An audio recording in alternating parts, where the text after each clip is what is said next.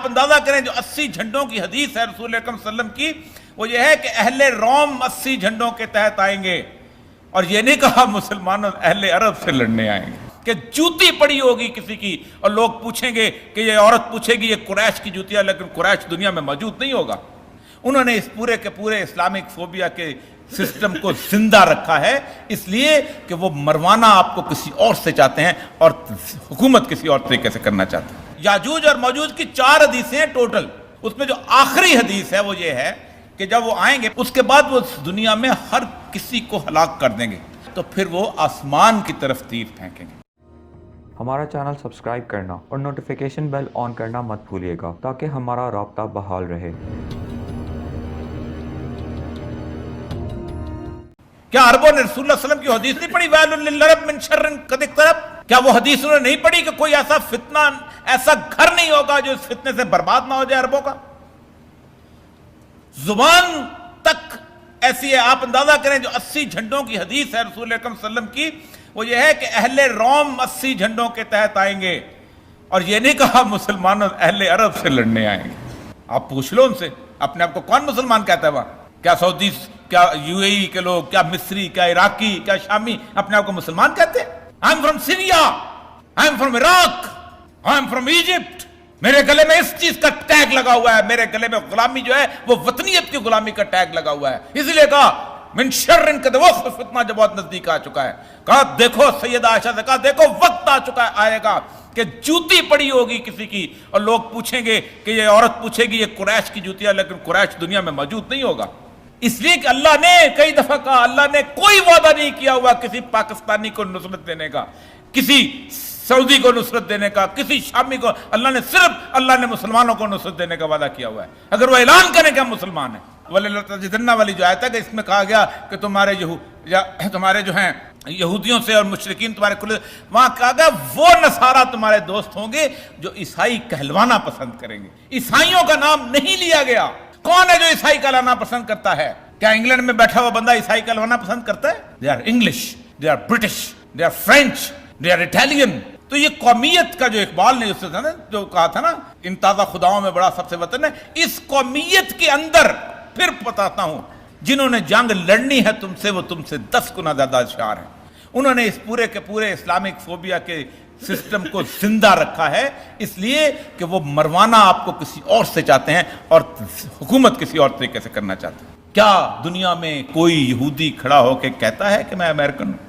آپ کبھی بروکلن میں کوئی شخص گیا ہو تو آپ جا کے دیکھے گا، آپ کی اس چھت سے اونچی دیواریں ہیں ان کے اسکولوں کی، ان کے گھروں میں ٹی وی نہیں ہوتا، ان کے ہاں جب جمعے کی رات کو وہ گھر پہنچتے ہیں تو لائٹیں بند کر دی جاتی ہیں، گاڑی کا اگنیشن آن نہیں ہوتا، اور اس کے بعد کوئی وہاں پر کسی قسم کی آگ نہیں جلائی جاتی۔ یہ میں بات کر رہا ہوں مہذب ترین نیو یارک سٹی کی۔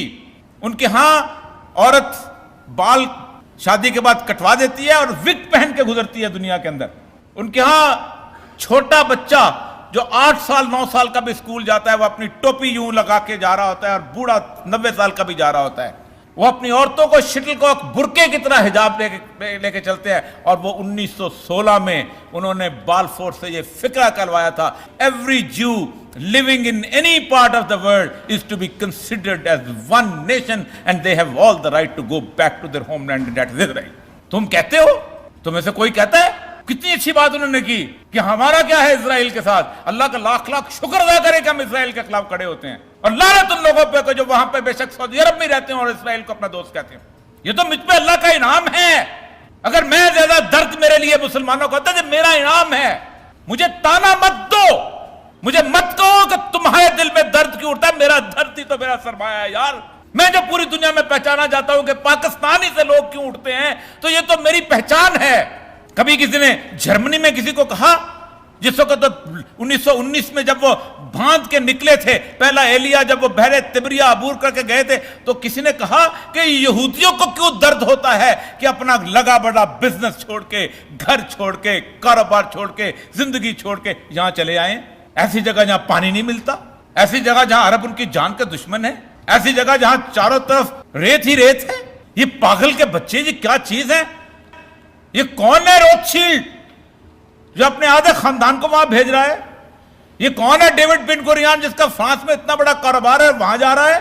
کیا آپ کے کسی رزاق کو، کسی داؤد کو، کسی سیگل کو، کسی اس کو کوئی اتنی ہمت ہوئی کہ نہیں ہم ایسی جگہ جاتے ہیں کہ جہاں مسلمانوں کا ہم اسلام نافذ کر سکے؟ نہیں. اسی لیے ویل للعرب ہے. اسرائیل کے پاس تو ایک قطرہ تیل نہیں ہے، تمہارے پاس تو اللہ نے وہ نعمتیں دی تھی جس کا تصور نہیں آپ کر سکتے. تم تو دنیا خرید سکتے تھے. ایسے ویل للعرب نہیں ہے. ایسے تمہاری زبان میں اللہ نے قرآن پاک اتارا، تمہیں اللہ تعالیٰ نے قرآن کا فہم دیا، تمہیں تو قرآن کا تبحر پتا تھا، تمہیں قرآن کا علم پتا تھا. تم قرآن کی باتیں سن کے ایسے لگتا جیسے تم پہ نازل ہو، پھر تم بہرے اندھے گونگے بن گئے. تو یاد رکھو، اسلامک فوبیا جو ہے یہ آج کے دور کی پیداوار نہیں ہے، اس پر کئی 100 سال محنت کی گئی ہے. آج آپ کسی شخص کو ملا علی قاری کی موضوعات کبیر پڑھا کے سمجھا نہیں سکتے کہ یہ جھوٹی حدیثیں ہیں. وہ کہتا ہے Stanley Paul has referred it. وہ کہتا ہے مونٹگمری واٹ سیز سو.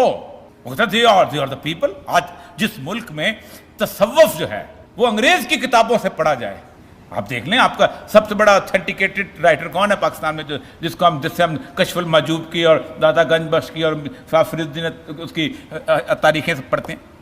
آپ سوچ سکتے ہیں کہ وہی شخص ہے کہ جس نے کاما سترا بھی ٹرانسلیٹ کی ہے انگریزی میں اور کشف المحجوب بھی کی ہے، وہ جنس کی کتاب اور کشف المحجوب بھی کی ہے، سیدنا علی جویری کی کتاب.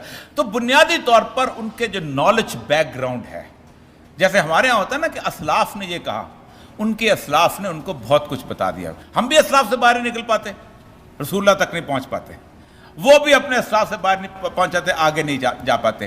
اس لیے یہ آج ایک نیوزی لینڈ کی وزیر اعظم سے نہ یہ ختم ہونا ہے، نہ یہ ہوگا، نہ یہ ہو سکتا ہے.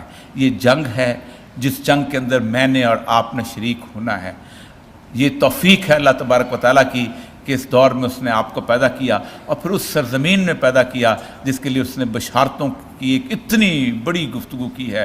فرمایا کہ یہ تو وہ جگہ ہے کہ جہاں سے لڑنے والے جب نکلیں گے تو پھر اس کے بعد ان کے لیے دوزخ کی آگ حرام ہو چکی ہوگی، اگر وہ مارے گئے تو افضل الشہداء ہوں گے. یہی وہ دور ہے کہ جس دور کے اندر تمام تر معاملات کے اندر یاد رکھیے سب سے زیادہ خطرات ہیں. چند دن پہلے ابھی یہ جب انڈیا کا دھماکہ ہوا ہے تو میں حیران ہوتا تھا کہ کس حد تک رسول اکرم صلی اللہ علیہ وسلم نے اس حدیث شاندار طریقے سے، یاجوج اور موجوج کی 4 حدیثیں ہیں ٹوٹل، اس میں جو آخری حدیث ہے وہ یہ ہے کہ جب وہ آئیں گے پہلا بحر طبریہ سے گزریں گے تو پانی ہوگا، پھر آئیں گے پانی پی چکے ہوں گے، اس کے بعد وہ دنیا میں ہر کسی کو ہلاک کر دیں گے سوائے ان لوگوں کے جو خیموں میں قلعوں میں موجود ہوں گے. اور قلعوں کے بارے میں اگلی حدیث فرماتی ہے کہ جس وقت وہ یاجوج اور ماجوج آئیں گے تو رسول اللہ نے فرمایا کہ جس کے پاس اپنا اثاثہ ہو اور وہ اپنی بکریوں کو لے کے اپنی کسی ایسی جگہ چلا جائے دور دراز گاؤں میں علاقے کے اندر اور قلعہ بند ہو جائے. آج ہینری کسنجر یہ لکھتا ہے کہ جو ڈرمز آف وار آپ سن رہے ہو، میں آپ کو مشورہ دیتا ہوں کہ کچھ غلہ اور کچھ گندم اور کچھ چیزیں لے کے کہیں دور دراز گاؤں میں چلے جاؤ، کیونکہ بھوکے ننگے تم پہ ٹوٹ پڑیں گے. اور کچھ اسلحہ بھی لے جانا خدا کے لیے، ورنہ تمہارے پاس تمہارا غلہ تمہارے ہاتھ میں نہیں رہے گا. جو اس کی مشہور آپ ٹائپ کیجئے اس کو ڈرمز آف دا وار کے اوپر جو اس نے آرٹیکل لکھا ہے، کسنجر نے لکھا ہے. تو صرف وہ بچ جائیں گے اور بچنے کے بعد وہ کہیں گے کہ اب زمین والوں کو تو ہم نے فتح کر لیا، صرف وہ خیمے والے رہ گئے. یہ خیمے والے کون ہوں گے؟ جن کو رسول اللہ صلی اللہ علیہ وسلم کی حدیث کے مطابق یہ سمجھ لیں گے کہ ہمارا ایمان کہاں بچنا ہے. ورنہ فرمایا صبح کافر ہو گئے اور رات کو مسلمان، رات کو کافر ہو گئے تو صبح مسلمان. یہ خیمے والے جب تو پھر وہ آسمان کی طرف تیر پھینکیں گے. 1988 میں امریکہ نے اپنے ایک سیٹلائٹ کو تباہ کیا تھا اور پھر اس کے بعد انہوں نے کیپ کر دیا تھا کہ کل کو کوئی اور اس ٹیکنالوجی کو حاصل نہ کر لے، ایسا نہ ہو کہ ہماری جو برتری ہے فضا پہ ختم ہو جائے. کیونکہ ظاہر بات ہے اگر آج ایک سیٹلائٹ جہاں جو اڑ رہا ہے اس کو تباہ کر دیا جائے تو یہ سارا کچھ بند ہو جائے گا. نہ آپ ٹکٹ بک کرا سکیں گے، نہ آپ جناب بینکنگ سسٹم میں آپ کا وہ کام چلے گا، نہ آپ کے جہاز اڑیں گے، یہاں تک کہ آپ کا جی پی ایس ختم ہو جائے گا، آپ کا موبائل بند ہو جائیں گے چلنے. تو چائنا نے 2011 میں یہ کام کیا. اب اس کے بعد طوفان مچ گیا کہ اس کو کیسے روکا جائے. 6 دن پہلے کس ملک نے اپنا میزائل بھیجا ہے خلا میں؟ انڈیا نے. اس کا مطلب یہ ہے کہ وہ آخری جنگ جو ہے کہ جب تیر وہ آسمان کی طرف بھیجیں گے خون آلود ہو کے واپس آئیں گے اور پھر وہ سمجھیں گے کہ ہم نے آسمان والوں کو بھی فتح کر لیا. اس کے بعد کی کہانی لمبی چوڑی ہے. میں کوشش کر رہا ہوں انشاءاللہ 22, 23, 24 کو میں آج اسی لیے حاضر ہوا تھا کہ پوری دنیا میں اس وقت جتنے بھی لوگ اس کے اسکٹالوجی پہ کام کر رہے ہیں اس دور کے, اور ان میں سے وہ سیکولرز کو بھی ہم بلانا چاہ رہے ہیں یہاں پر پاکستان میں, آ کے بتائیں کہ تمہاری اینڈ آف دا ہسٹری کیا کہتی ہے, کیونکہ یہ متفق ہیں کہ یہ دنیا اب مزید چلنے والی نہیں ہے.